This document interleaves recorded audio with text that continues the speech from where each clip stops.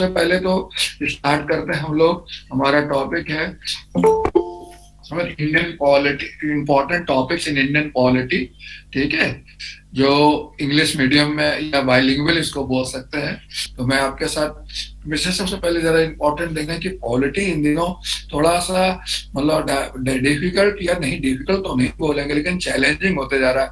थोड़ा इसका दायरा बढ़ते जा रहा है। क्यों दायरा बढ़ते जा रहा है? मतलब क्योंकि नए नए टॉपिक भी इसके अंतर्गत आते रहे। जैसे अगर आप मार्क करोगे संविधानवाद पर या कॉन्स्टिट्यूशनलिज्म पर, पहले बीपीएससी में कभी क्वेश्चन नहीं आया, लेकिन हाल के वर्षों में कॉन्स्टिट्यूशनलिज्म पर क्वेश्चन पूछा गया। सूचना प्रौद्योगिकी पर पहले क्वेश्चन नहीं पूछा गया, लेकिन पिछले दिनों सूचना प्रौद्योगिकी पर भी क्वेश्चन पूछा गया। गुड गवर्नेंस पर अभी तक नहीं पूछा गया।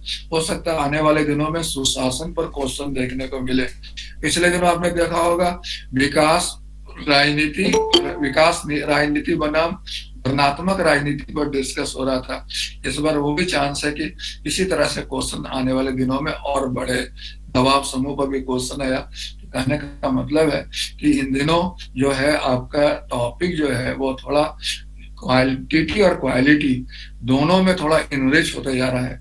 उसमें आप सुपरफिशियल नॉलेज से काम नहीं चलेगा, थोड़ा उसमें आपको और इन डेप्थ नॉलेज लेना होगा, तब आप उसमें अच्छा एक्सेल कर सकते हो, मेहनत कर सकते हो। ठीक है ना, समझ में आया?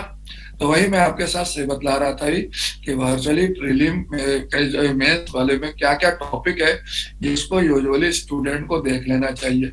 समझ रहे? जो टॉपिक मुझे सजेस्ट किया गया है उस टॉपिक में मैंने कुछ अपने तरीका से भी कुछ जोड़ा, समझ रहे? तो वो मैं आपके साथ डिस्कस करूंगा। इम्पोर्टेंट है वो टैकअप कर रहा हूँ और उसी का क्लास मैं लूंगा। इसमें प्रतिदिन मैं एक टॉपिक आपके साथ डिस्कस करूंगा और उस पर बीपीएससी में जो क्वेश्चन आए हैं सो और जो आ सकते हैं वो दोनों शेयर करूंगा और आपको बकायदा उसको लिखने के लिए बतलाऊंगा कि आप उसका आंसर कैसे लिखो। साथ में आप उसका आंसर मुझे लिखकर व्हाट्सएप पर भेज सकते हो। समझ रहे? मैं उसका मूल्यांकन भी करूंगा और बीच बीच में मैं पीडीएफ नोट्स आपको दूंगा। ये क्लास बाइलिंगुअल है, हिंदी और अंग्रेजी दोनों मीडियम के स्टूडेंट्स को ध्यान में रखकर किया जा रहा है। जैसे प्राइमरली में शुरू में मैं सोचा था इसको इंग्लिश मीडियम में रखूंगा, लेकिन मैं वास्तविकता को समझते हुए हिंदी और अंग्रेजी दोनों के इंटरेस्ट को ध्यान में रखूंगा। ठीक है ना? तो इसलिए आप इस बिल्कुल परेशान नहीं होना, समझ रहे हैं? तो मैं उसको हिंदी इंग्लिश दोनों का ध्यान में रखते हुए इस टॉपिक को पढ़ाऊंगा। ठीक है, देन नो प्रॉब्लम। तो यहाँ पर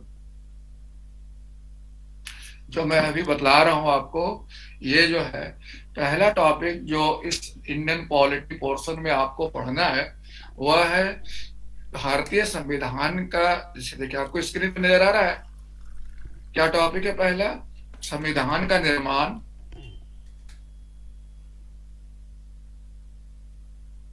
और विशेषता। तो संविधान का निर्माण और विशेषता, विशेषता से ज्यादा इंपॉर्टेंट आपका आता है जो उसकी मूलभूत विशेषता है, वह इस पर क्वेश्चन आता है।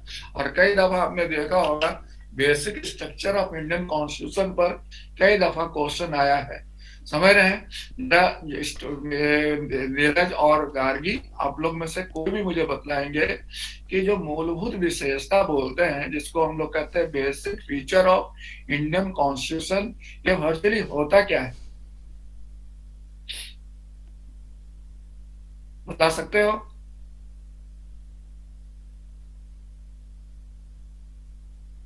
मैं आपको एलेबरेट कर देता हूं। जैसा कि आप जानते हो कि भारतीय संविधान में लोच विशेष उसकी जो विशेषता है कि उसमें लोचकता आलोचकता दोनों का ब्लेंड है। मतलब it is blend of flexibility and rigidity. But supreme court has specified that there are certain features of Indian Constitution which cannot be amended। यानी भारतीय संविधान के कुछ ऐसे पक्ष है जिनका संशोधन नहीं किया जा सकता। समझते? उन्हीं विशेषण पक्ष को हम लोग basic feature of Indian constitution कहते हैं और इस पर क्वेश्चन कई दफा आया है। तो मैं आपको यही बोलना चाहूंगा कि इस टॉपिक को आप थोड़ा पढ़ लेंगे। ठीक है, समझ में आया आपको? तो क्या करना है, सबसे पहले भारतीय संविधान का निर्माण क्या कैसे हुआ। Formation of Indian constitution polity वाला पोर्शन है, अभी शुद्ध रूप से आके मेंस में आपको हेल्प करेगा, प्रीलिम में हेल्प करेगा। मेंस में इस पर मैंने आज तक क्वेश्चन नहीं देखा कि भारतीय संविधान का निर्माण कैसे हुआ। भारतीय संविधान यानी इंडियन पॉलिटी से जो क्वेश्चन शुरुआत होता है वो प्रस्तावना से होता है, प्रियम्बल से होता है। मैं हर बार देखता हूँ या अक्सर देखता हूँ प्रियम्बल पर क्वेश्चन कई दफा आया, तो आप भारतीय संविधान का प्रस्तावना को थोड़ा बेहतर ढंग से तैयार करेंगे कि प्रस्तावना में क्या क्या कंटेंट है, इसमें क्या क्या इंपॉर्टेंट फीचर मैं क्लास लूंगा, प्रियम्बल पढ़ाऊंगा भी, और इसका प्रीलिम और मेंस दोनों में क्वेश्चन बनता है, और मेंस में तो क्वेश्चन आया भी है, 2-3 बार आया है। तो I will rather request all of you to prepare preamble portion of Indian constitution thoroughly. अच्छा बतलाओ, यहाँ पर मुझे एक बात बताना, आप लोग में से कितने लोग यहाँ हो मेरे पास जिसको प्रस्तावना कंठस्थ याद है? बतलाओ बतलाओ, घबराओ नहीं, किसी को प्रस्तावना याद है? Sir, please ask to Miss Gargi Shukla because he is a chief editor of renowned publishing house. चलिए चलिए, ऐसा मैं तो सभी के दिस कोर्स है जो ओपन टू एवरीवन Yes, है yes. ना, एनीवन हु नोज। देखो मैं इसको हमेशा इस बात को बोलता हूँ कि अगर कोई स्टूडेंट को प्रस्तावना याद है, मोटा मोटी समझ लो, इसका मतलब समझो कि उसमें सिविल सर्विस क्वालिफाई करने का 40% गुण है। तो बोलोगे आप कैसे बोल रहे हो ऐसा? मैं इसलिए बोल रहा हूँ कि अगर आप प्रस्तावना रट सकते हो, इसका मतलब आप में रटने का क्वालिटी है। और सिविल सर्विस एग्जाम में आपको थोड़ा रटना होगा और थोड़ा अपने कॉन्साइंस का इस्तेमाल करके, विवेक का इस्तेमाल करके, ज्ञान का इस्तेमाल करके आंसर लिखना होगा। बहुत सारे स्टूडेंट जिनको नॉलेज बहुत ज्यादा है लेकिन रट नहीं पाते हैं, वो भी बहुत गड़बड़ा जाते हैं कई दफा। और कोई केवल रटते ही है, उनसे भी पूरा नहीं चलता है। तो रटना और समझना दोनों का अगर आपके पास ब्लेंड है तभी आप अच्छा कर सकते हो।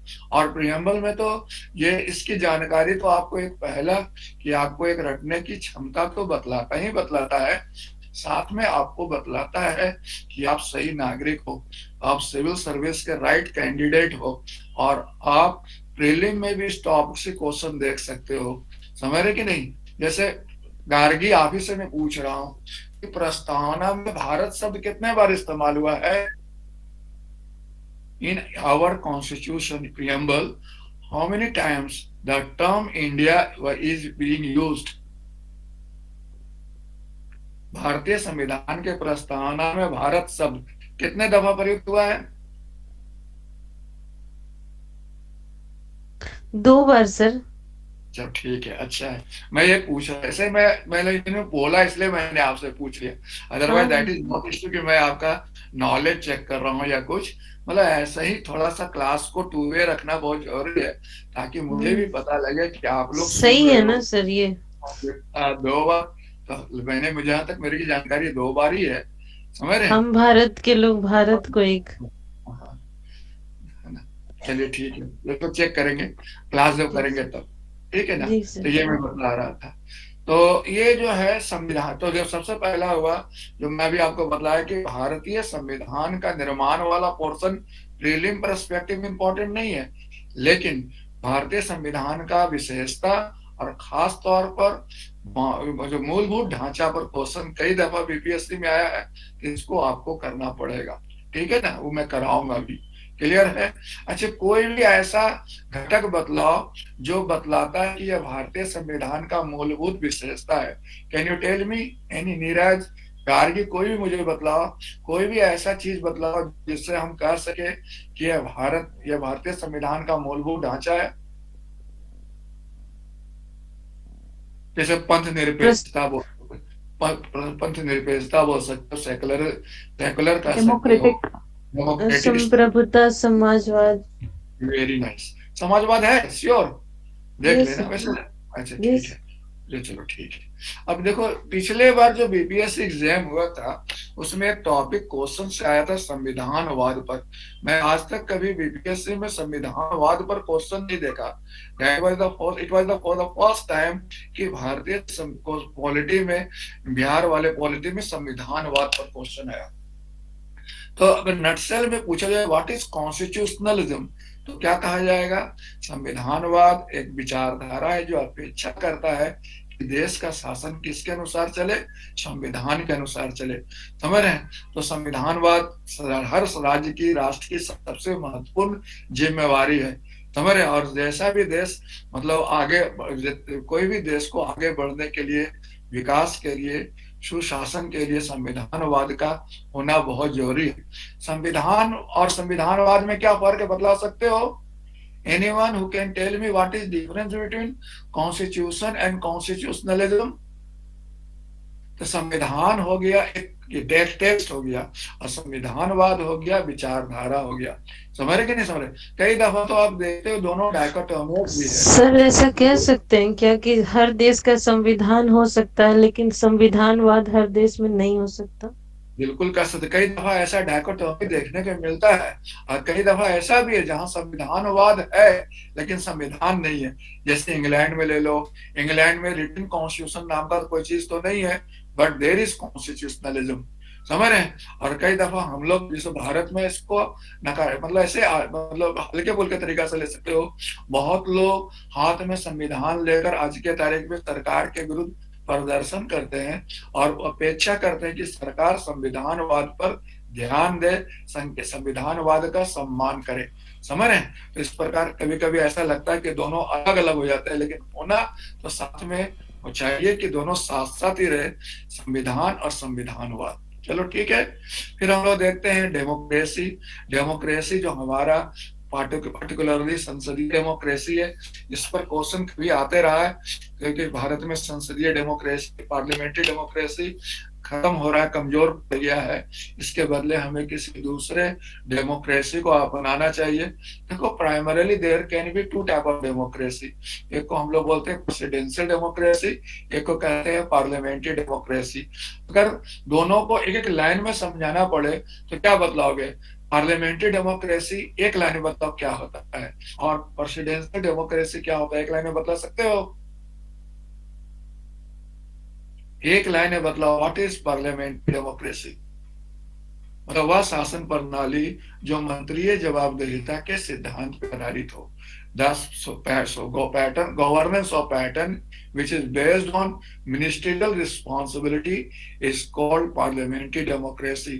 और वह जो शक्ति के विभाजन पर आधारित हो, which is based on separation of power, is called presidential democracy। याद रहेगा?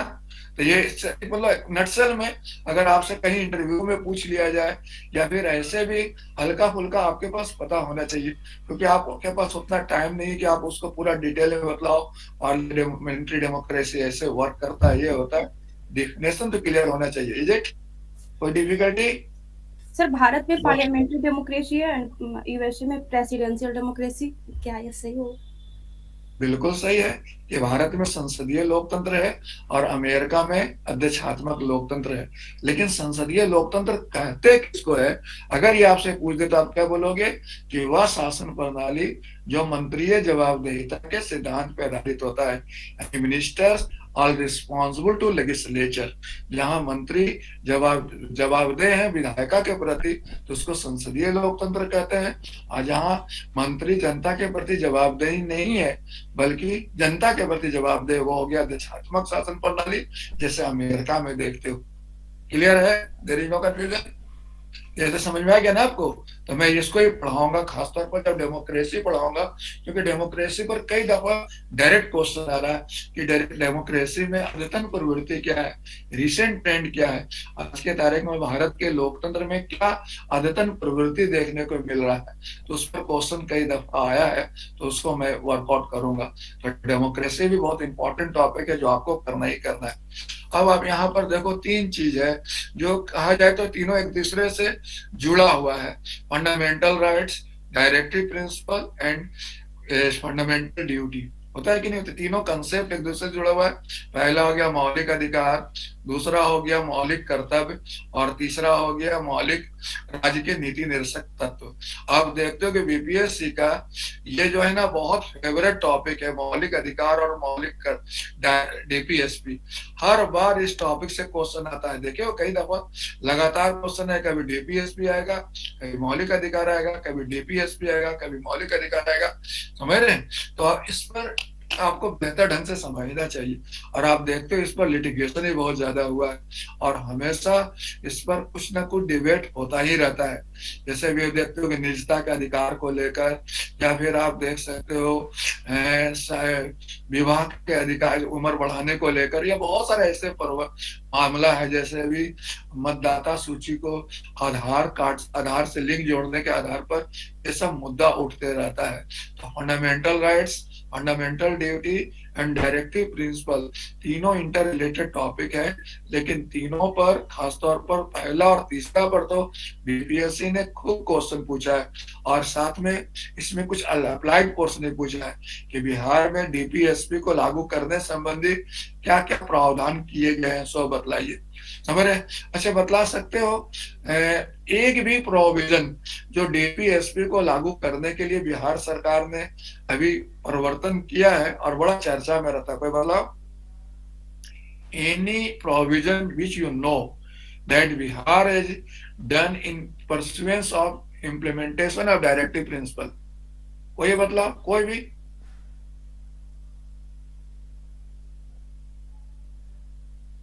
बतला सकते हो? शराबबंदी, शराबबंदी भी आप जानते कि मौलिक डीपीएसपी में इसके संबंध में प्रावधान है मद्यपान निषेध के संदर्भ में, और बिहार सरकार ने कानून बनाकर उसे निषिद्ध किया है। समझ रहे थे? ये आप यहाँ पॉइंट आउट कर सकते हो। तो ये अब पिछले बार बहुत अच्छा क्वेश्चन फंडामेंटल राइट पर आया था कि एक हाथ से फंडामेंटल राइट जनता को अधिकार देता है और दूसरे हाथ से छीन लेता है। ये बड़ा अच्छा क्वेश्चन था। इसमें क्या लिखना था, बतला सकते हो नीरज? अगर मेरी आवाज आप तक सब तक पहुंचे, कोई बोलो, it is open to everyone. इस क्वेश्चन का क्या मतलब था कि in one hand fundamental right gives you something and other hand it takes away, इसका क्या मतलब हुआ? पिछले बार ये क्वेश्चन आया बीपीएससी में। इसका मतलब ये हुआ कि जैसे तो आप देखोगे हर फंडामेंटल राइट्स के साथ इफ एंड बट लगा हुआ है। आर्टिकल 16 कहता है कि फंडामेंटल राइट सबको समान नियोजन का अधिकार देता है। 16(4) कहता है कि उसमें सामाजिक हित में कटौती किया जा सकता है। 15 आर्टिकल 15 कहता है कि कहीं पर भी किसी प्रकार भेदभाव नहीं किया जाएगा। ये 15(4) कहता है कि इसमें अंकुश लगाया जा सकता है, इस पर लिमिटेशन लगाया जा सकता है। तो इसी संदर्भ में क्वेश्चन पूछा गया था कि एक तरफ अधिकार देता है, दूसरी तरफ उस पर अंकुश लगाया जाता है। लेकिन आपको कंक्लूड ये करना था कि एक्चुअली जो अंकुश या मर्यादा या लिमिटेशन लगाया गया है वो अभी लार्जर पब्लिक इंटरेस्ट में लगाया गया है। तो इस हिसाब से ये कहना कि एक हाथ से लेता और दूसरे हाथ से वापस ले लेता, ऐसा पूरी तरह तर्कसंगत नहीं है। एनीवे, चलो समझ में आया तो हम लोग आगे बढ़ेंगे। तो DPSP, fundamental right, directive principle, ये इसको बहुत ढंग से करना होगा और हम लोग भी इसके साथ पूरा न्याय बरतेंगे। और आपको भी अपेक्षा करूंगा कि इस टॉपिक को कर ही के जाना, इससे क्वेश्चन आता ही आता है। अब ये बताओ, amendment of Indian constitution clear है? ये इस पर भी क्वेश्चन कई दफा आता है, मिला के पूछता है कि भारतीय संविधान का संशोधन कैसे होता है। फिर उसमें जोड़ दिया है भारतीय संविधान का मूलभूत विशेषता क्या है। एक बार तो बड़ा सही क्वेश्चन था, तीन पार्ट में क्वेश्चन था।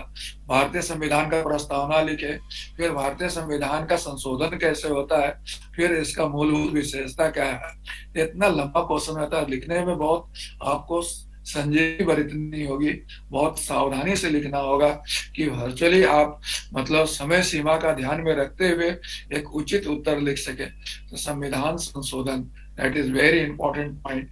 कोई मुझे बतला सकता है भारतीय संविधान का कौन सा आर्टिकल संविधान संशोधन को डील करता है? 3638 सर। Very nice.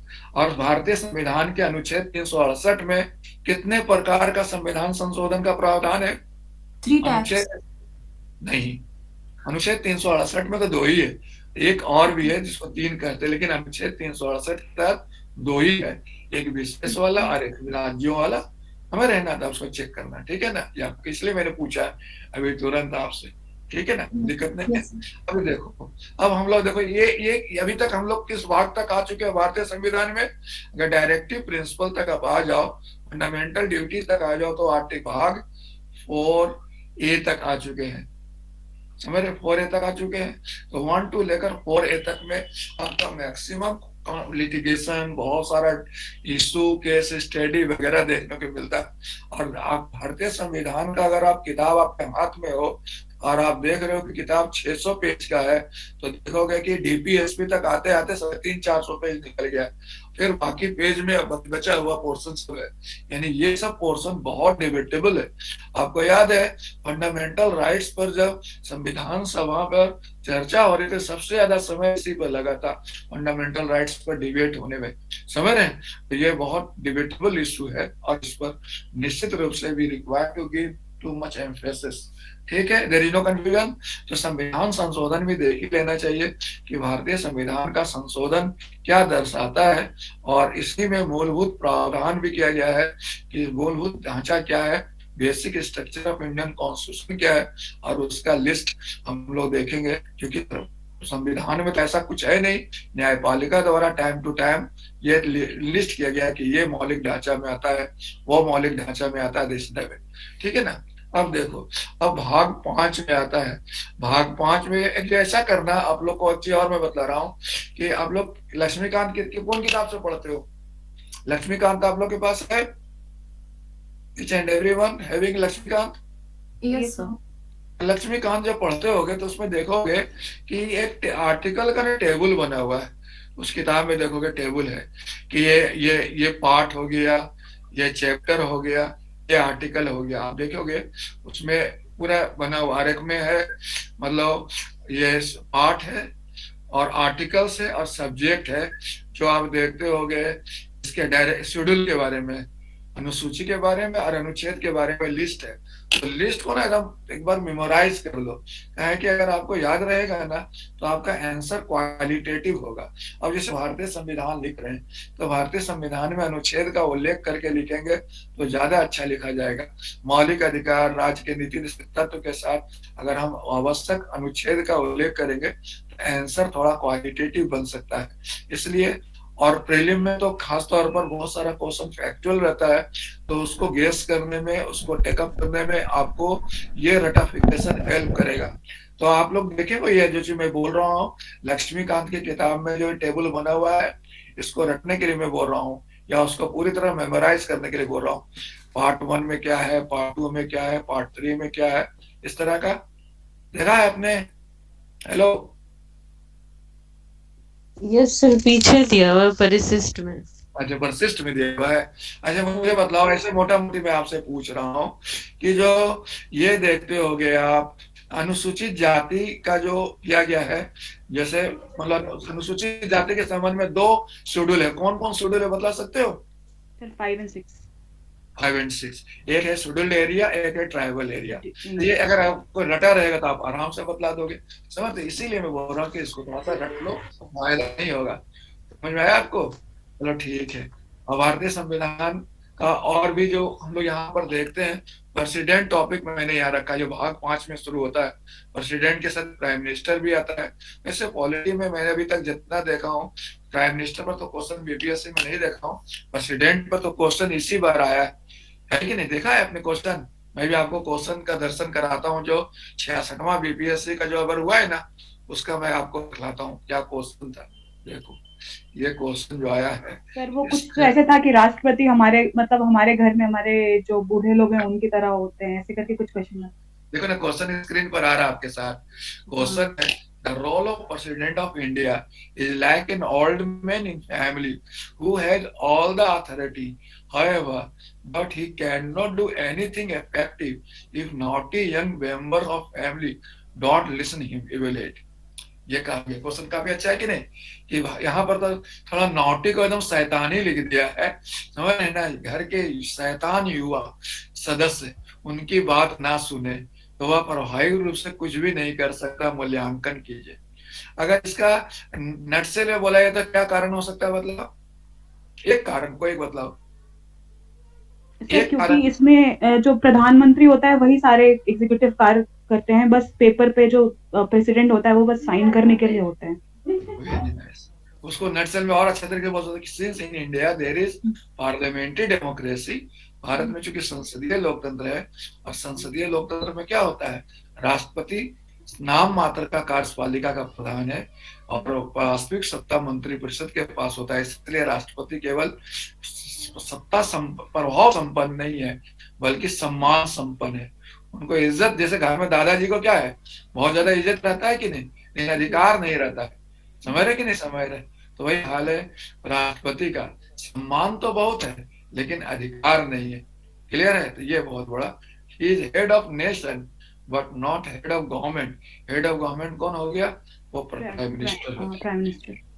तो ये इस क्वेश्चन आया था, अच्छा क्वेश्चन था कि नहीं है, कि इसमें लिखने लायक था कि वो राष्ट्रपति जो है, आप देखो तो जितना संविधान का आर्टिकल है सब उन्हीं के साथ जुड़ा हुआ है। जैसे आर्टिकल आप ले सकते हो 53, आर्टिकल लिख सकते हो 112, आर्टिकल 100, कह सर सकते हो 123 लिख सकते हैं सर, जो ऑर्डिनेंस जारी करता है। लिख सकते हो, आर्टिकल 79 लिख सकते हो, आर्टिकल 143 लिख सकते हो। ये सब जितने भी आर्टिकल है वह किसको अधिकार है? वेन आर्टिकल 310 दे दो। आर्टिकल 310 में है कि जितने अखिल भारतीय सेवा के अधिकारी और केंद्रीय सेवा के अधिकारी होते हैं राष्ट्रपति के पश्चात प्रिय पद पर बने रहते हैं, है कि नहीं? आर्टिकल 143 में उसे सर्वोच्च न्यायालय से परामर्श लेने का अधिकार हो गया। 79 में वो संसद का अंग है और उस हिसाब से उसको अधिकार मिला हुआ है, उसको विधि बनाने का अधिकार मिला हुआ है, उसे बजट तैयार करने का अधिकार मिला हुआ है, उसे कार्यकारी सत्ता का अधिकार मिला हुआ है। सब अधिकार तो संविधान ने उसे ही दे रखा है, लेकिन इसके बावजूद वह इतना कमजोर क्यों है? क्योंकि शासन कुछ ऐसा है, we have parliamentary democracy not presidential democracy. That's why Ambedkar has once told, Ambedkar महोदय ने क्या कहा कि भारतीय संविधान में यदि किसी भी एक पद का, समझ रहे कि नहीं, भारतीय संविधान में यदि किसी भी पद का अमेरिकी राष्ट्रपति के साथ तुलना किया जाता है तो कौन होगा? मतलब तो वो होगा आपका भारत का प्रधानमंत्री, ना कि राष्ट्रपति। समझ रहे कि नहीं समझ रहे? ये स्टेटमेंट अंबेडकर महोदय का। क्लियर है? सो this is the basic point. समझ में आ गया आपको? तो हम लोग देखेंगे, जब टॉपिक आएगा तो डिटेल में करेंगे। इससे और भी एक चीज पता लगता है कि इन दिनों जो क्वेश्चन पूछने का जो तरीका है थोड़ा अच्छा आ रहा है, नए तरीके से क्वेश्चन या थोड़ा कंसेप्चुअल क्वेश्चन पूछते हैं ये लोग। तो अब देखो राष्ट्रपति बढ़िया से पढ़ लेना, खासतौर पर राष्ट्रपति का महाभियोग वगैरह कैसे हटाने का ये अधिकार है, तो राष्ट्रपति आपको पढ़ लेना चाहिए बेहतर ढंग से। समझ रहे हैं? राष्ट्रपति, और अभी देख सकते हो मतलब प्रधानमंत्री, अभी राष्ट्रपति पर क्वेश्चन इसलिए भी इस बार रिपीट तो नहीं करना चाहिए, इसी बार क्वेश्चन अभी आया है तो रिपीट तो नहीं करना चाहिए। क्वेश्चन टॉपिक बहुत सारे हैं, लेकिन फिर भी आप इसको करो। प्रीवियस का क्वेश्चन करने से एक फायदा मैंने देखा है, अगर आप 5-6 क्वेश्चन करते हो तो एक आध क्वेश्चन रिपीट कर जाता है, तो इसलिए करने में कोई बुरा नहीं है। और अभी तो देख रहे होंगे केरल में राष्ट्रपति वाला टॉपिक चर्चा में आ गया है। क्या है बता सकते हो? केरल में क्या ऐसा घटना घटी है कि राष्ट्रपति टॉपिक चर्चा में है? हेलो, मेरी आवाज आ रही है? यस सर, आइडिया नहीं है सर केरल का। कुछ भी आइडिया हल्का फुल्का? सर केरल में जो सिल्वर लाइन प्रोजेक्ट जो चल रहा है शायद उसको लेकर के कुछ है क्या? नहीं, वहाँ कोई यूनिवर्सिटी ने वहाँ के राष्ट्रपति को, भारत के राष्ट्रपति को मतलब डेलिट देने का, जो उपाधि देने का घोषणा कर दिया, जिस पर सरकार और राज्यपाल में हिच हो गया है। समझ रहे हैं? तो वही पर राष्ट्रपति को मानद पद देने की बात थी, उसमें राज्यपाल और मुख्यमंत्री के बीच में कुछ हिच है, उसी पर अभी डिबेट चल रहा है। और आप जानते हो आने वाले दिनों में ये टॉपिक बीपीएससी में तो नहीं, लेकिन यूपीएससी में आएगा, यूपीएससी के मेंस में आएगा कि आज के तारीख में जो आप देख रहे हो, जैसे होता था ना यूनिवर्सिटी का चांसलर राज्यपाल होता है कि नहीं होता है? तो आप बहुत सारे राज्यों में यूनिवर्सिटी का चांसलर मुख्यमंत्री को बनाने का अभी चल रहा है। तो हो सकता है इस पर मेंस में यूपीएससी में क्वेश्चन आए इसके प्रो एंड कॉन्स पर, कि प्रधान राष्ट्र संवैधानिक पद के जगह राजनीतिक प्रधान को अगर इसका बनाया जाता है तो क्या इसके पॉजिटिव एस्पेक्ट हो सकते हैं, नेगेटिव एस्पेक्ट हो सकते हैं, या क्या डिबेटेबल इशू उस पर क्वेश्चन बन सकता है। एनीवे चलो ठीक है, देयर इज नो डिफिकल्टी। तो राष्ट्रपति आप करके जाओगे।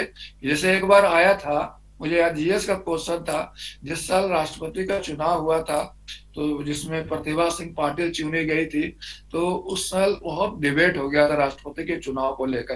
तो उस साल बीपीएससी प्रीलिम्स में एग्जाम में राष्ट्रपति के चुनाव पर क्वेश्चन आया था। तो इस बार बहुत दिनों के बाद राष्ट्रपति पर क्वेश्चन आया है, तो चला अच्छा है। We have to be very, इसमें और कोई टॉपिक नहीं है। प्रधानमंत्री पर देख सकते हो, मैं कराऊंगा अभी, बिकॉज मतलब संभवतः ये भी हो सकता है कि पिछले बार राष्ट्रपति पूछा तो इस बार प्रधानमंत्री से पूछे। मतलब there can be chances but not sure, लेकिन वी शुड बी वेरी मतलब ऑप्टिमिस्टिक कि टॉपिक आ सकता है। क्लियर। अब आप देखते हो फिर मंत्रिमंडल, मंत्री परिषद, ये सब पर ज्यादा क्वेश्चन नहीं बनता है। चलिए उसके बाद आप देखो राज्यपाल पर क्वेश्चन बीपीएससी कई दफा पूछा है और इस बार भी पूछा जाएगा कि राज्यपाल का पद जो है, पिछले बार एक बार क्वेश्चन बीपीएससी में आ गया था जिसको लेकर काफी हंगामा हो गया, जिसमें कहा गया था राज्यपाल का पद जो होता है रबर स्टैंप होता है, समझ रहे हैं, जिसके कारण सरकार सख्ते में आ गई। बीपीएससी से जवाब तलब किया गया और जो क्वेश्चन सेट किया गया था उनको पैनल से हटा दिया गया, समझ रहे हैं। हाँ 64th में आया था, है ना, कि राज्यपाल का पद जो होता है रबर स्टैंप होता है, कठपुतली के भांति होता है वगैरह वगैरह, समझ रहे। इन दिनों आप देख रहे हो कि हमारा जो संवैधानिक व्यवस्था है वह एक तरह से चल सकते हैं कि आप संक्रमण के में चल रहा है, परिनिरीक्षा के परिक्रम में चल रहा है, और बहुत सारे चीज जो अब तक मतलब उस पर ध्यान नहीं दिए जाते थे या उस पर ज्यादा चर्चा नहीं होती थी, लेकिन अब उस पर चर्चा होना शुरू हो गया। जैसे उदाहरण के तौर पर राष्ट्रपति का जो विवेकाधिकार हो, राज्यपाल का विवेकाधिकार हो, राज्यपाल का जो मतलब कह सकते हो अनस्टेबल टेन्योर है, उस पर भी अब क्वेश्चन होना शुरू हो गया कि राज्यपाल के, राष्ट्रपति के या सरकार, केंद्र सरकार के मतलब हाथ में कठपुतली के भांति ना रहे, बल्कि उसका फिक्स टेन्योर हो, ताकि वह राजनीतिक परिवर्तनों से बगैर प्रभावित हुए। अभी जैसे देखो, अभी किस राज्य का राज्यपाल अभी बीच बीच में बहुत अच्छा टिप्पणी करते रहता है और चर्चा में रहता है, कोई बता सकते हो?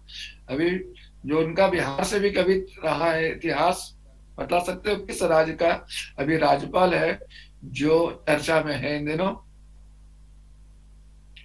बिहार से भी उसका ताल्लुका, उनका ताल्लुकात रहा है।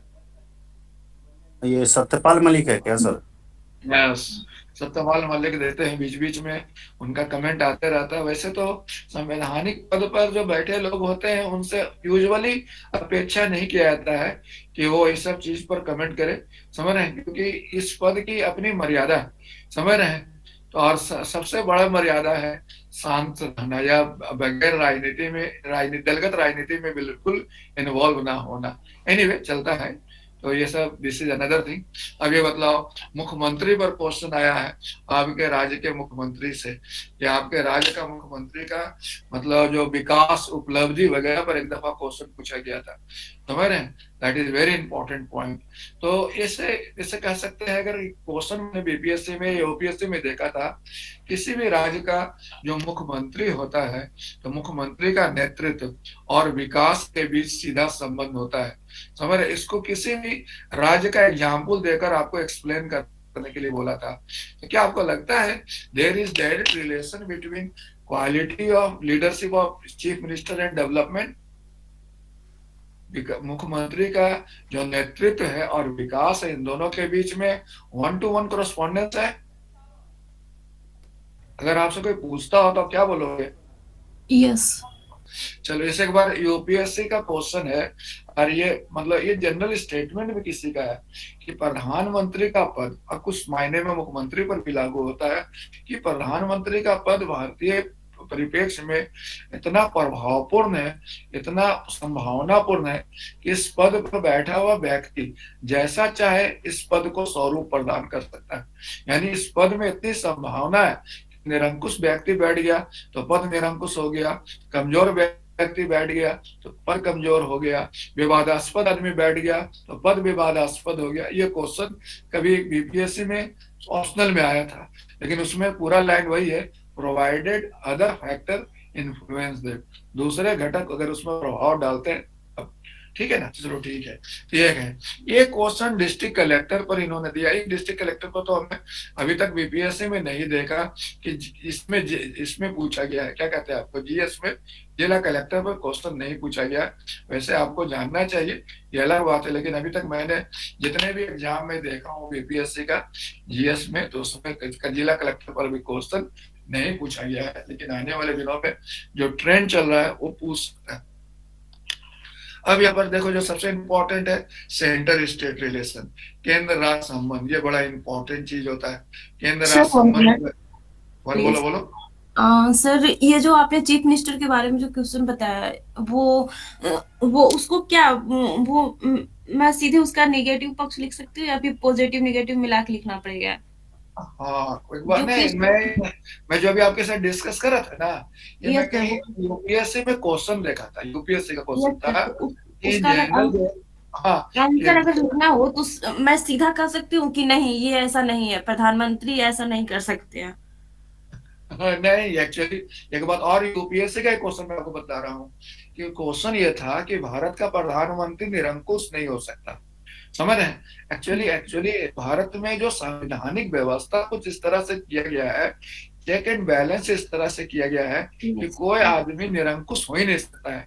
ना विधायिका हो सकती है, ना कार्यपालिका हो सकती है, ना न्यायपालिका हो सकती है, ना प्रधानमंत्री हो सकते हैं, ना राज्यपाल हो सकते हैं, ना राष्ट्रपति हो सकते हैं, क्योंकि सब पर चेक एंड बैलेंस है कि नहीं? तो उस हिसाब से, तो इसलिए वो तो व्यवस्था कुछ इस तरह से बना हुआ है ही। तो ये जो है ना, लेकिन वो देखिए दो बातें हैं, एक आप प्रधानमंत्री वाला पूछ रहे हो कि मुख्यमंत्री वाला पूछ रहे हो?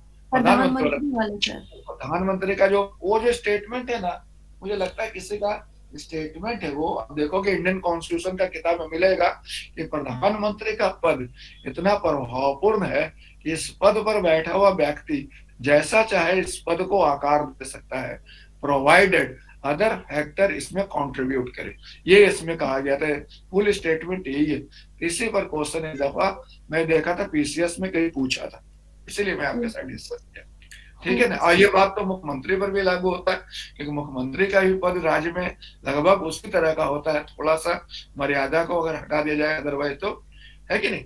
तो अब बताओ केंद्र राज्य संबंध पर, जो भारत में केंद्र राज्य संबंध के 3 आयाम है, एक है विधायी आयाम, एक है प्रशासनिक आयाम और एक है वित्तीय आयाम। समझ रहे? तो आज के तारीख में इन तीनों आयाम में सबसे पावरफुल कौन है? लेजिस्लेटिव, एडमिनिस्ट्रेटिव और फाइनेंशियल। इन तीनों में सबसे ज्यादा पावरफुल फाइनेंशियल हो गया।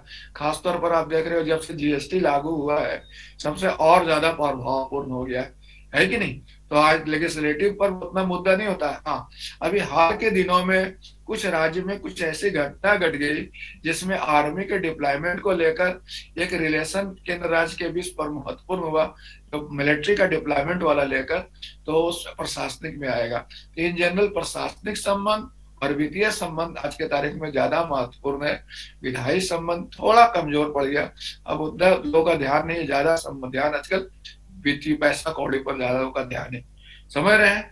तो आप देख सकते हो अनुच्छेद 245 से लेकर 293 तक, अगर मोटी मोटी देखा जाए 293 तक केंद्र राज्य संबंध के डिफरेंट डायमेंशन है, legislative relation, administrative relation and financial relation.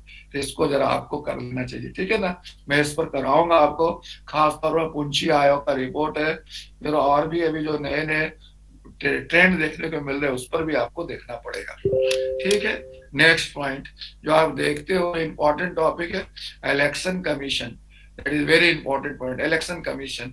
चुनाव पर ना बिहार में हमेशा क्वेश्चन आता है। इसका कारण क्या है कि चुनाव पर क्वेश्चन आने का रहता है कि पहले तो अब ये ट्रेंड रुक गया कि पहले हर 3-4 साल पर एक बार एग्जाम होता था, और 3-4 साल पर एग्जाम होने पर एक आध चुनाव तो आ ही जाता था। तो चुनाव आयोग से क्वेश्चन आया था, चुनाव तंत्र से क्वेश्चन आया, प्रचार प्रसार से आया, तो इसलिए चुनाव पर चुनाव सुधार से आया। तो लगातार इस टॉपिक पर क्वेश्चन आता रहा है, इसलिए इस टॉपिक को आपको थोड़ा बेहतर ढंग से देखना पड़ेगा। केवल चुनाव आयोग ही नहीं देखना है, बल्कि चुनाव तंत्र भी देखना है, चुनाव में जो सुधार हो रहा है सो भी देखना है। पर पूरे टॉपिक को इसको आपको देखना पड़ेगा। क्लियर है? There is no confusion. अब ये जो Indian federalism and pressure group जो है, ये सेंटर स्टेट रिलेशन से ही जुड़ा हुआ है कि संघवाद ने ही वर्चुअली भारत में केंद्र राज्य संबंध को जन्म दिया। भारत का संघवाद को अगर एक लाइन में परिभाषित करना हो तो क्या बोलोगे? भारत का संघवाद कैसा है? भारत का संघवाद कैसा है? तो एकात्मक प्रवृत्ति वाला है, मतलब it is federation with centralising tendency, एकीकृत प्रवृत्ति वाला, केंद्रीकृत प्रवृत्ति वाला संघीय प्रणाली है। ठीक है। अच्छा, बदलाव तो एक भी फीचर बदलाव जो मतलब संघ प्रणाली या संघीय प्रणाली पर बल देता हो, और एक फीचर बदलाव जो एकात्मक प्रणाली पर बल देता हो।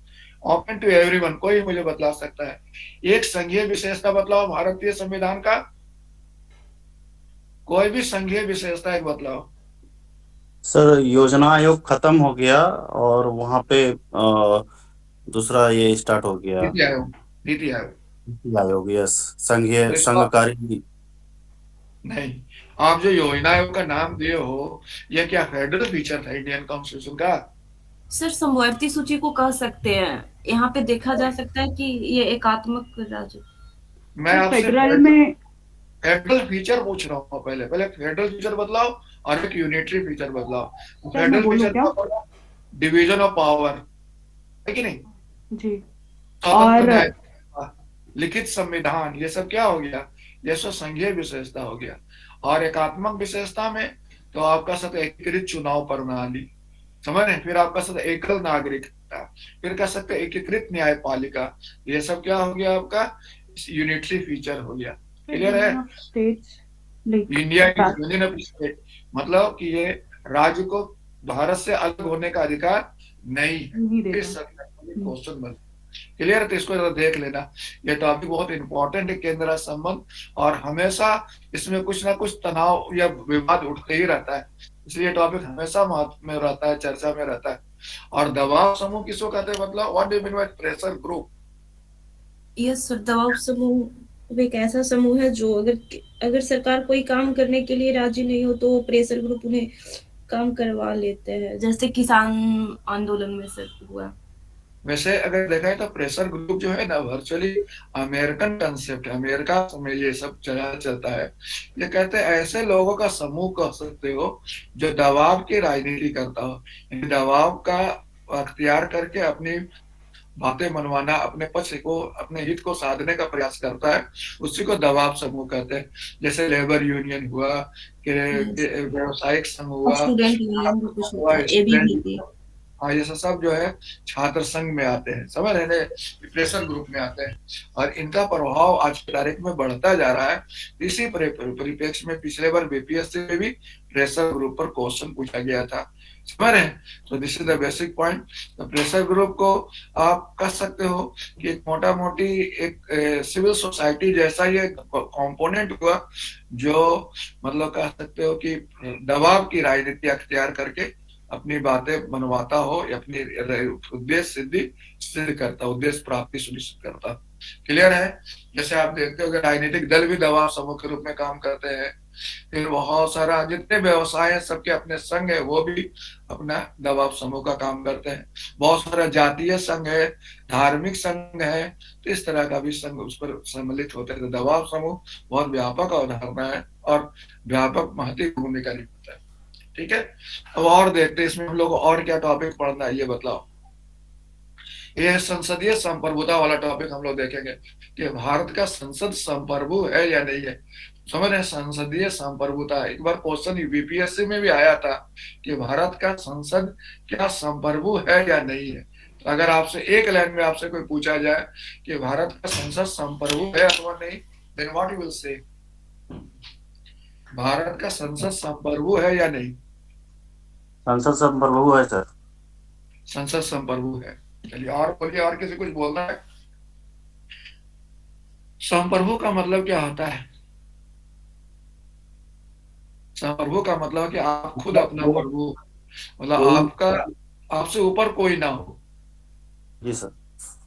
तो भारत में जो संप्रभुता है, अगर आप मतलब जिस संदर्भ में संसदीय संप्रभुता की बात हो रही है, तो उस संदर्भ में उसका आदर्श रूप इंग्लैंड है। इंग्लैंड के संसद को कहा जाता है कि इंग्लैंड का संसद संप्रभु है। समझ रहे? भारत में संप्रभुता जो है वह संसद को नहीं दिया गया है, बल्कि जनता को दिया गया है। तो भारत में जनता संप्रभु है। समझ रहे हैं? और अमेरिका में भी जनता संप्रभु है। तो इस मायने में जिस जिस संदर्भ में संसदीय संप्रभुता प्रयुक्त हो रहा है, वह बदलाव है कि भारतीय संसद संप्रभु नहीं है। इसका कई कारण है। पहला, संविधान जो है वह लिखित है, नंबर 1। नंबर 2 क्या है कि न्यायिक समीक्षा का प्रावधान है। और तीसरा, संप्रभुता जनता में निहित है। इस कारण भारतीय संविधान को उस मायने में संप्रभु नहीं कहा जा सकता जिस मायने में इंग्लैंड का संसद संप्रभु है। क्लियर है? There is no confusion? समझ में आया आपको? तो संसदीय संप्रभुता पर भारत में होता है संसदीय। यस, इस टॉपिक पर कई दफा क्वेश्चन आते रहता है, कई दफा। समझ रहे हैं? क्वेश्चन मैंने कई दफा देखा है। लेकिन ये जो है ना, आपको थोड़ा मतलब डिप्लोमेटिक आंसर लिखना पड़ेगा थोड़ा, ये मतलब रियल उसको केस स्टडी या फिर पॉइंट आउट करके क्यों है और क्यों नहीं है। ठीक है, चलिए अब आते हैं हम लोग। ये नेक्स्ट टॉपिक हम लोगों को करना है कॉलिशन पॉलिटिक्स। इस पर भी हाल में क्वेश्चन आया और झारखंड में भी इस टॉपिक और मैंने क्वेश्चन देखा। कॉलिशन पॉलिटिक्स, कॉलिशन पॉलिटिक्स का मतलब क्या होता है? इसको हम लोग बोलते हैं साझा राजनीति या दल बदल जो होता है ना। क्या बोलते हैं कॉलिशन को हिंदी में? बोलो बोलो जी। कॉलिशन पॉलिटिक्स को हिंदी में क्या बोलते हैं? दल बदल नीति। नए गठबंधन कहते हैं जी। गठबंधन। गठबंधन राजनीति कहते हैं इसको। जैसे आप देखते हो कि भारत में गठबंधन सरकार या राजनीति का इतिहास तो बहुत पुराना है, लेकिन आज के तारीख में एक परमानेंट फीचर बन गया है।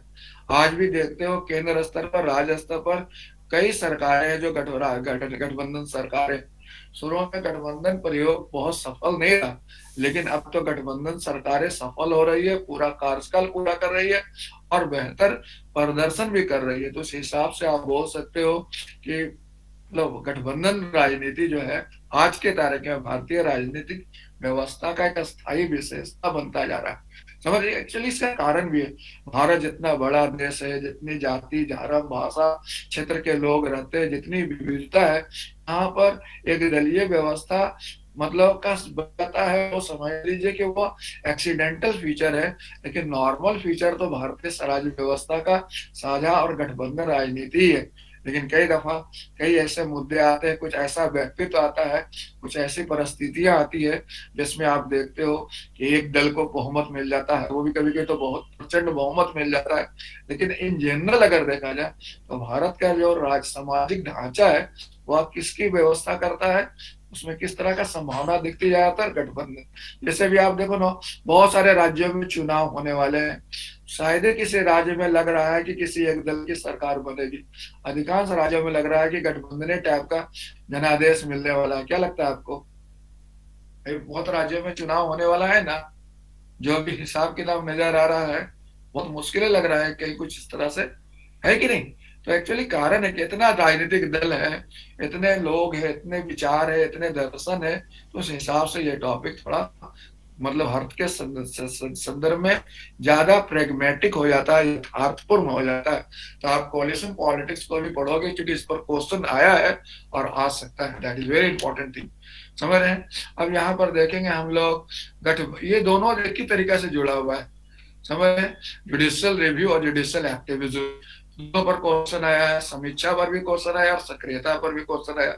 न्यायिक समीक्षा और न्यायिक सक्रियता, ये दोनों जो है अभी तो अब न्यायिक मतलब अभी तो कह सकते हो एक नया टॉपिक मैं आजकल देख रहा हूँ कि न्यायिक राजनीति भी शुरू हो गया, और जिसको आप जुडिशियल पॉलिटिक्स भी कह सकते हो। कुछ वैसे तो वो बोलना गैर मुनासिब होगा अभी, लेकिन मैं कहीं पढ़ रहा था कि किसी हिंदू न्यूज पेपर में देख रहा था कि कहीं पर जो चीफ जस्टिस सुप्रीम कोर्ट का बोलते हुए कोट किए गए कि वर्चुअली आज के तारीख में जुडिशरी में भी पार्टीजन पॉलिटिक्स हावी हो रहा है, समझ रहे हैं। और ये राजनीतिक दलगत राजनीति न्यायपालिका में भी धीरे धीरे असर कर रहा है और उसके कारण न्यायिक फैसला भी प्रभावित हो रहा है। तो ये बड़ा इम्पोर्टेंट है। पहले न्यायिक फैसला था, फिर सक्रियता हुआ और आप देख रहे हो किधर की तरफ जा रहा है, संलिप्तता की तरफ जा रहा है। ये बड़ा गड़बड़ वाली बात है। तो judicial activism very important thing. और आप कुछ ऐसा एक भी उदाहरण बतलाओ अभिषेक या और जो भी स्टूडेंट यहाँ जुड़े हुए हो जो न्यायिक सक्रियता को दर्शाता और हाल के दिनों में भी चर्चा में रहो। कोई भी ऐसा चीज बतलाओ जो न्यायिक सक्रियता का उदाहरण हो, कोई भी ऐसा चीज बतलाओ। सर एनजेएसी का जी एनजेएसी का निरस्त किया जाना। नया बोलो ना, तो बहुत पुरानी बात बतला रहे हो। अभी डेली तो सुप्रीम कोर्ट का कुछ ना कुछ आप देखते रहते हो, फरमान आते रहता है, दिस में दैट में, हमेशा कुछ ना कुछ तो होते ही रहता है।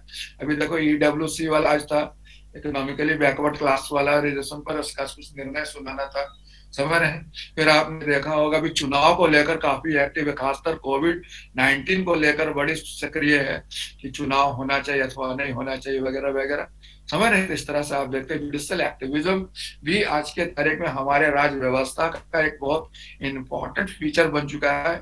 और कह सकते हो ये जो जो फीचर है, अब कहीं देखो ना, जो मैंने लास्ट टाइम इस्तेमाल किया कि ये मतलब थोड़ा पॉलिटिसाइजेशन के रूप में कल्मिनेट कर रहा है, या फिर वो उस तरह का इनपुट इसमें घुस जाना फिर इसको और डैमेज ही कर सकता है। इसलिए we require to be restraint on that part, समझ रहे हैं। तो this is very important point. क्या लगता है, अच्छा आपको क्या लगता है खुशबू और जितने लोग हमारे से जुड़े हुए, बतलाओ क्या न्यायपालिका का भारत में जो वर्तमान स्थिति है वह क्या लगता है आपको, तटस्थ है, दलगत है, सक्रिय, क्या लगता है? दलगत लगता है आपको? क्या एक बोलो फिर एक से ना बार मैं समझ नहीं पाऊंगा, पहले क्या करके बोलो, पहले दलगत है या नहीं है, मतलब नहीं सर, नहीं दलगत नहीं है सर, दलगत नहीं है। लोग ऐसा भान होता है लेकिन ऐसा है नहीं। हाँ सक्रिय जरूर है। पिछले दिनों आपने देखा हो कितना जबरदस्त क्लास लगाया था, जो कोविड केस बढ़ गया था तो तमिलनाडु कोर्ट ने और फिर सुप्रीम कोर्ट ने भी इस पर काफी सरकार की खिंचाई लगाई, समझ रहे थे। This is very important. सक्रिय तो होना ही चाहिए। अच्छा बताओ, अगर न्यायिक सक्रियता को एक लाइन में डिफाइन करना पड़े तो आप क्या बोलोगे? Define judicial activism in one sentence. जब न्यायपालिका अपने पारंपरिक दायरे से बाहर आकर सामाजिक सरोकार के मामलों में अभिरुचि दर्शाने लगे, इस प्रवृत्ति को न्यायिक सक्रियता कर सकते हैं। हो सकता है कि नहीं? When judiciary start interpreting matters in social concern coming out of its traditional domain, this is called judicial activism. PIL का नाम सुना होगा? PIL नाम सुना? संदर्भ में आया था ये, और कौन चीफ जस्टिस इसके लिए जाने जाते हैं? PN भागवती के काल में आया था और राजीव गांधी की सरकार थी, इसने जुडिशियल एक्टिविज्म को बहुत ज्यादा बढ़ाया, समझ रहे हैं। इसी के कारण जुडिशियल एक्टिविज्म को और गति बढ़ता चला गया, समझ रहे हैं। तो हम लोग अभी और देखते हैं, जुडिशियल एक्टिविज्म पर क्वेश्चन आया बीपीएससी में और आएगा भी आगे। अब देखो रीजनलिज्म, अब ये 3-4 चीज जो है ना बड़ी इंडिया में, एक समय था कि भारतीय राज्य व्यवस्था में, बिहार के राज्य व्यवस्था में जाति की भूमिका, धर्म की भूमिका, भाषा की भूमिका और क्षेत्र की भूमिका, समझ, क्षेत्रवादी, इस पर बड़ी क्वेश्चन आता था। मतलब इनवेरिएबली क्वेश्चन आते रहा है। राजनीति में जाति की भूमिका, धर्म की भूमिका, भाषा की भूमिका और क्षेत्र की भूमिका पर कई दफा, इसी पर हमने चारों को टॉपिक बनाया। ये जो रीजनलिज्म हो गया, क्षेत्रवाद हो गया, आरक्षण, और ये जो कास्ट वाला, दोनों एक ही तरह से जुड़ के बन जाता है। वैसे तो दोनों अलग अलग अवधारणा है, ये आरक्षण है जो हमेशा चर्चा में रहता है, समझ रहे हैं। और जाति राजनीति भारत का, खासतौर पर बिहार के राजनीति का इम्पोर्टेंट विशेषता है और दूसरे राज्यों में भी समान रूप से प्रभावित है। फिर ये इस पर जो होता है, क्षेत्र तो बिहार में लागू नहीं होता है, लेकिन फिर भी भाषा भी बिहार में लागू नहीं होता है। ये सब साउथ के पॉलिटिक्स में लागू होता है या महाराष्ट्र के पॉलिटिक्स में लागू होता है, लेकिन जाति बिहार के पॉलिटिक्स में लागू होता है। और पूरे देश में तो शायद आज लगता है धर्म वाला ज्यादा अनावश्यक रूप से ज्यादा इम्पोर्टेंट होते जा रहा है कि नहीं। So this is the thing you require to keep in mind. तो ये क्वेश्चन आ सकता है आपको, समझ रहे, क्योंकि इन दिनों बहुत देखते हो इंटॉलरेंस के मुद्दे बढ़ रहे हैं और धार्मिक लेकर काफी हेट स्पीच वगैरह का चर्चा हो रही है। तो हो सकता है भारतीय राजनीति में धर्म की भूमिका या बढ़ते असंगत प्रभाव के आलोक में क्वेश्चन पूछा जा सकता है। ठीक है, तो आपको इसको जरा बेहतर ढंग से कर लीजिएगा। ठीक है, मैं कराऊंगा अब इस टॉपिक को। अब इसे अल्पसंख्यकों के लिए भारत में क्या क्या प्रावधान किए गए थे ये जरा देख लेना। एक टॉपिक है जिसको आप कह सकते हो कल्याण। बिहार में कल्याण मतलब कह सकते हो व्यवस्था क्या किया गया है, वेलफेयर सिस्टम में क्या है, एससी के लिए क्या है, एसटी के लिए क्या है, ओबीसी, महिला, ये सब के लिए क्या प्रावधान किया गया है, माइनॉरिटी के लिए क्या प्रावधान किया गया है, क्या उन विभाग है, कौन एजेंसी है, ये सब जो है ना, इस पर आपको जरा देख लेना चाहिए। प्रीलिम में भी क्वेश्चन आएंगे, मेंस भी क्वेश्चन आते हैं, समझ रहे। महिला कल्याण और ये जो अल्पसंख्यक, ये तो इशू तो खास तौर पर बहुत इंपॉर्टेंट है, ये आपको देखना ही देखना चाहिए। ठीक है, देयर इज नो कंफ्यूजन। फिर आप देखो बिहार में रहते हो और पंचायती राज के बारे में बिहार का जब चर्चा ना हो तो बात अधूरी हो जाती है। बिहार पंचायती राज में अग्रणी राज रहा है, कैसे बतला सकते हो? Why Bihar is considered pioneer in the field of Panchayati Raj. Bihar को पंचायती राज में हम अलग दृष्टि से क्यों देखते हैं, बतलाओ। कोई कारण होगा ना आपके पास, बतलाओ। तो आप बोल सकते कि बिहार प्रथम राज्य है भारत का जो महिलाओं को 50% आरक्षण दे रखा है, बोल सकते हो? Yes sir, yes sir. या आप ये बोल सकते कि बिहार में विकास पंचायत के साथ साथ न्याय पंचायत का ही प्रावधान किया गया है, या ग्राम कचहरी का ही प्रावधान किया गया है, जो बहुत कई कोई राज्य में नहीं, बिहार में है, ग्राम कचहरी का कंसेप्ट यहाँ पर दिया गया है। फिर एक चीज और जो मैं आपको बतलाने जा रहा हूँ कि बिहार जो है भारत का पहला राज्य है जो 1947 में ही बिहार का ग्राम पंचायत अधिनियम बनाया था। मतलब भारत का पहला राज्य है जो देश आजाद होने के तुरंत बाद बिहार ग्राम पंचायत अधिनियम बना लिया था, समझ। इसलिए आपका राज्य जो है बिहार पंचायती राज्य में काफी श्रेष्ठ माना जा सकता है। और आपको पता है आपका राज्य कभी, मतलब जब श्री कृष्णा सिंह बिहार के मुख्यमंत्री थे, उसमें बिहार को बेस्ट एडमिनिस्ट्रेटेड स्टेट कहा गया था, श्रेष्ठ प्रशासित राज्य। बिहार उस समय टॉप में आता था, जिसमें श्री कृष्णा सिंह मुख्यमंत्री बिहार के हुआ करते थे। अब धीरे धीरे बिहार अपना पादान में नीचे खिसकता चला गया और अभी तो आप देख ही रहे हो, समझ रहे हैं, यानी कि आप कभी टॉप पर थे। एनीवे, हम लोग को we should try to work hard to achieve our all glory and proposition, है कि नहीं? ये बहुत इंपॉर्टेंट है, क्लियर है। अब हम लोग यहाँ पर देखते हैं ई गवर्नेंस, इस पर भी क्वेश्चन पूछा है बीपीएससी ने कि ई गवर्नेंस पर बिहार सरकार को कई दफा अवार्ड मिल चुका है, समझ। इस पर ई गवर्नेंस पर क्वेश्चन बिहार में आते रहता है, ये पिछले बार आया, ई गवर्नेंस का एप्लीकेशन पर क्वेश्चन आएगा, समझ। ई गवर्नेंस में बिहार में क्या क्या प्रयास किए गए हैं, क्या क्या, कोई एक आध ऐप जानते हो जो बिहार सरकार का अपना हो और ई गवर्नेंस को मतलब ताकत दे रहा हो या ई गवर्नेंस से रिलेटेड हो बिहार में? हमको तो याद नहीं है, लेकिन मैं देखता हूँ कि इसे टोल फ्री नंबर जन शिकायत निवारण जो आया है ना, जन शिकायत अधिकार निवारण का अधिकार, उसमें टोल फ्री नंबर दिया गया है। उस नंबर पर आप फोन कर सकते हो, वो नंबर आपका रिकॉर्ड हो जाएगा, फिर आपको एक पासवर्ड दे देगा, व्हाट दे देगा कि आप उस पर बाद में चेंज कर सकते हो कि आपके जो शिकायत किया गया उस पर क्या कार्रवाई किया गया। इस तरह से बहुत सारा एप्लीकेशन है बिहार में, किसान को लेकर, तो लॉ एंड ऑर्डर को लेकर, तो फिर वेलफेयर स्कीम को लेकर, डेवलपमेंट स्कीम को लेकर, टेंडर को लेकर, कोर्ट में केस के डेट्स को लेकर बहुत सारा टेक्नोलॉजी या टूल्स डेवलप किए गए हैं। आप देखोगे काफी इसमें आपको इनरिच क्वालिटी मिलेगी, समझे। सो this is the basic point. अब बिहार की बात में हो और सुशासन की बात ना हो तो बड़ा इंपॉर्टेंट है। सुशासन को अंग्रेजी में क्या कहते हैं? गुड गवर्नेंस कहते हैं।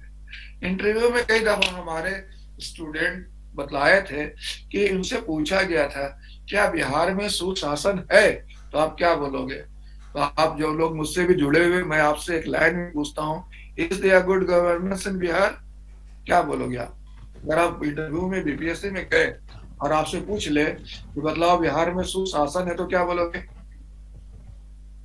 हाँ बोलेंगे। There is a need of improvement. अच्छा है, आप बोल सकते हैं कि yes sir there is good governance but there is more scope of improvement, है कि नहीं? बिहार में सुशासन है लेकिन इसमें और भी काफी सुधार की गुंजाइश है।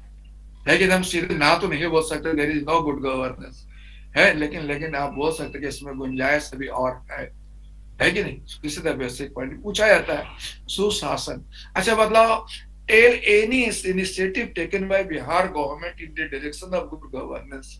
बिहार सरकार द्वारा कोई भी ऐसा प्रयास किया गया हो जो गुड गवर्नेंस के दिशा में कहा जा सकता हो, तो आप बोल सकते हो शराबबंदी किया गया, महिला का शिक्षा कर सकते हो, महिलाओं का नौकरी में आरक्षण 35% दिया गया, फिर कृषि रोड मैप 1, 2, 7 निश्चय 1, 2, तो ये सब बहुत सारा पहल पिछले दिनों बिहार सरकार ने जो लिया है वह गुड गवर्नेंस के दिशा में आप कह सकते हो इम्पोर्टेंट इनिशिएटिव माना जा सकता है। कोई दिक्कत यहाँ पर किसी तरह का?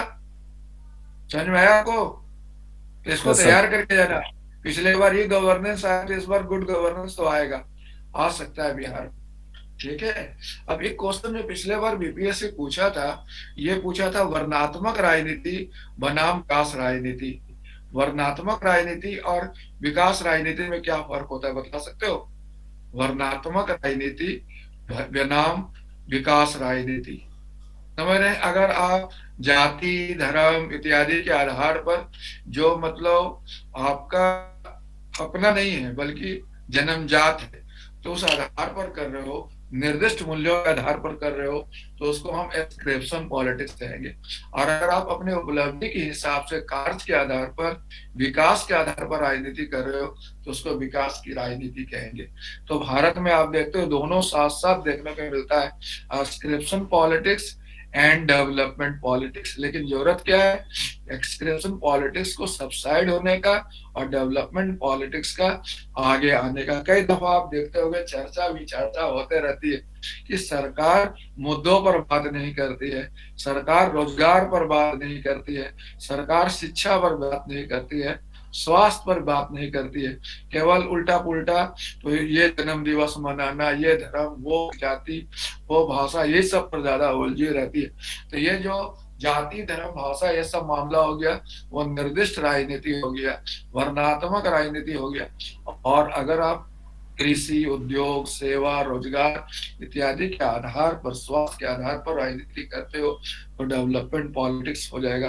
तो भारतीय राजनीति में आज कम से कम यह बात तो है कि इस पर डिबेट होना शुरू हो गया।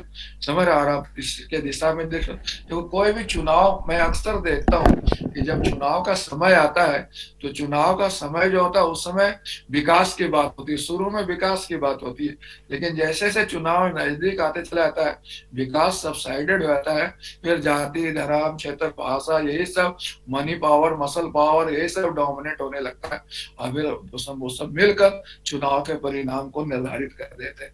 ये बहुत इंपॉर्टेंट है, इस पर हम लोग को थोड़ा वर्कआउट करने की जरूरत है। जैसे जैसे डेमोक्रेसी मैच्योर होगा, डेवलप करेंगे हम लोग, वैसे वैसे एक्सक्रिप्शन पॉलिटिक्स कमजोर पड़ेगा और डेवलपमेंट पॉलिटिक्स इंपॉर्टेंट होगा। अब देखते हो दिल्ली में चुनाव होता है दिल्ली के चुनाव में कहाँ आस्किरेशन पॉलिटिक्स काम कर रहे हैं, यहाँ तो डेवलपमेंट पॉलिटिक्स ही लोग देखते हैं। लेकिन जैसे हिंदी भाषी स्टेट्स में, पर्टिकुलरली पिछले स्टेट्स में अभी भी देखने को मिलता है आस्किरेशन पॉलिटिक्स ज्यादा डोमिनेंट है और डेवलपमेंट सब साइडेड हो जाता है। लेकिन ये जरूरत है इस बात का कि आस्किरेशन नीचे जाए और डेवलपमेंट धीरे धीरे प्रोमिनेंट हो। That is very important thing. तो मैंने आज आपके साथ क्या टॉपिक डिस्कस किया, यही सब टॉपिक मैं आपके साथ डिस्कस करूंगा। जितना भी टॉपिक मैंने स्क्रीन में भी आपके साथ शेयर किया वो आपके साथ डिस्कस करूंगा, और प्रतिदिन एक टॉपिक टेकअप करूंगा, उस पर क्वेश्चन डिस्कस करूंगा, आपको लिखने के लिए होमवर्क दूंगा, और फिर आप उसको लिख कर मेरे को व्हाट्सएप पर पोस्ट करोगे। फिर मैं जैसा जरूरत रहेगा weekly test, subject wise test, total test, इस तरह से टेस्ट भी लूंगा, और कोशिश करूंगा कि आपको मटेरियल भी दूं, समझ रहे, कुछ राइटअप भी दूं, समझ रहे। तो आपको समझ में आया जो हम लोगों ने आज डिस्कस किया और जिस पर हम लोग वर्क करने वाले हैं। अगर आपको कुछ कहना है, कुछ पूछना हो, या आपके जहन में और भी कोई टॉपिक है जो लगता है क्लास में डिस्कस होना चाहिए था, उसको जोड़ दिया जाए, तो मैं उस पर भी वर्कआउट कर सकता हूँ, ऐसा कोई दिक्कत नहीं है। It is open to everyone. अगर उनको लगता है कि ये पोर्शन भी डिस्कस होना चाहिए, इसको भी एड्रेस किया जाना चाहिए, तो वी कैन टेक अप। बोलिए, कहीं कुछ और गुंजाइश है? हेलो, अभी नहीं है सर। मतलब मैं समझता हूँ कि जितने इंपॉर्टेंट टॉपिक है मैंने सबको लगभग एड्रेस किया है, जो एक्सपेक्टेड भी है और मतलब इम्पोर्टेंट भी है, समझ रहे हैं। तो वही वही इसी तरह से चलेगा प्रतिदिन। कल मैं एक टॉपिक आपके साथ टेकअप करूंगा, वो जो पहला टॉपिक है फीचर, बेसिक फीचर वगैरह वाला टॉपिक कल मैं आपके साथ डिस्कस करूंगा, ठीक है। तो हम लोग का जो स्ट्रेटेजी रहेगा वही रहेगा, प्रतिदिन एक टॉपिक टेकअप करना, उस पर जितना भी संबंधित पक्ष है उसका चर्चा कर देना, उस पर आपको पॉइंट्स दे देना हिंदी अंग्रेजी दोनों में, और फिर आप पर उससे रिलेटेड क्वेश्चन डिस्कस कर देना, फिर आपको बतला देना कि इस पर क्या संभावना होती है, कैसे आपको आंसर लिखना चाहिए, और फिर उसके बाद नेक्स्ट टॉपिक इस तरह से हम लोग करते हुए करीब 20-22 टॉपिक है सबको टेकअप कर लेंगे। और हम समझते हैं कि इससे आपका एक सिस्टमेटिक और इफेक्टिव बैकग्राउंड तैयार हो जाएगा क्वालिटी में राइटिंग के साथ, जो बहुत जरूरी है। टॉपिक पढ़ने से केवल काम नहीं चलेगा, उसको राइटिंग में उतारना बहुत जरूरी, क्योंकि एग्जाम में एग्जामिनर आपको नहीं जानता है, वो आपकी कॉपी को जाता है। बहुत स्टूडेंट के पास बहुत नॉलेज होता है लेकिन वो लिख नहीं अच्छे पाते हैं, या फिर टालते रहते हैं कि मैं एग्जाम में लिख लूंगा, यहाँ भी माथापच्ची करने से क्या फायदा। लेकिन जब तक आप लिखेंगे नहीं तब तक आपको वस्तु स्थिति का पता नहीं लगेगा, और जब तक वस्तु स्थिति का पता नहीं लगेगा तब तक आप में सुधार होगा भी नहीं। इसलिए लिखिए, और लिखने के लिए थोड़ा सा एक्सरसाइज करना बहुत जरूरी। तो इसी क्लास के साथ अगर आपको फिर भी और भी कुछ पूछना हो तो पूछिए, otherwise we will meet tomorrow.